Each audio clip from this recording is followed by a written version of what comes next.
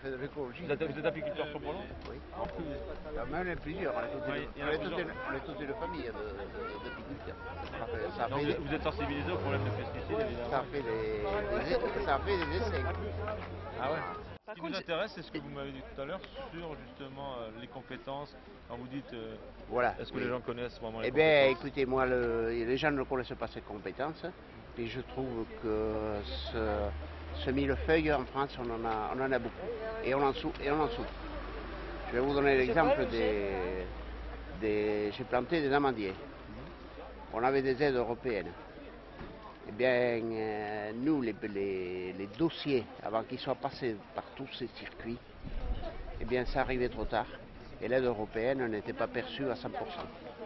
Alors que l'Espagne, eux, ils étaient plus rapides, ils faisaient ça au niveau de la région, et ils ont touché pleinement. Et il faut savoir que les aides européennes, eh bien, si vous n'utilisez pas toute l'enveloppe, l'an d'après, on vous renvoie que la part que vous avez utilisée. Et on pompe de l'argent par rapport à toutes ces administrations qui sont quand même épouvantables. Donc vous, en tant qu'agriculteur, quand vous faites une demande européenne, vous passez par quelle collectivité?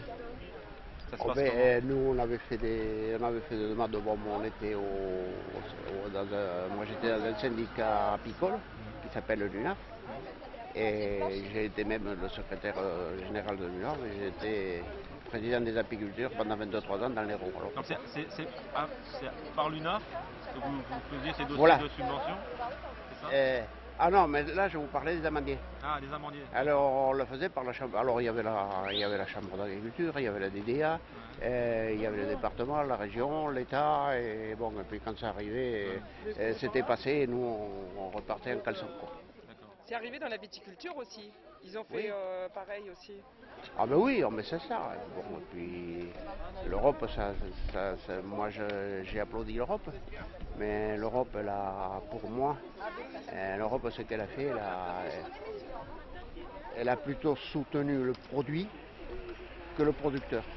C'est-à-dire que l'argent est allé aux gros producteurs, et comme je suis fils de petit paysan de l'Aveyron, eh bien, j'aurais préféré qu'on double les primes pour le gars qui avait 20 vaches et qu'on supprime à celui qui en avait 200. Salut, ça va? Voilà, c'est comme ça, en fait. Et qu'est-ce que vous attendez du rôle, plus précisément d'un conseiller général? Qu'est-ce que vous aimeriez, par exemple, au niveau du canton, qu'est-ce que vous aimeriez au niveau, par exemple, d'amélioration, d'un changement? Qu'est-ce que vous attendez au niveau du canton? Moi, ce que j'attendrais, que les produits locaux, que le commerce et l'artisanat de proximité soient soutenus, et c'est l'Europe qui crée des emplois. On est dans une période où il n'y a plus de création d'emplois. Vous savez que nous, c'est ce qu'on préconise, hein, ce qu'on appelle les circuits courts. Oui.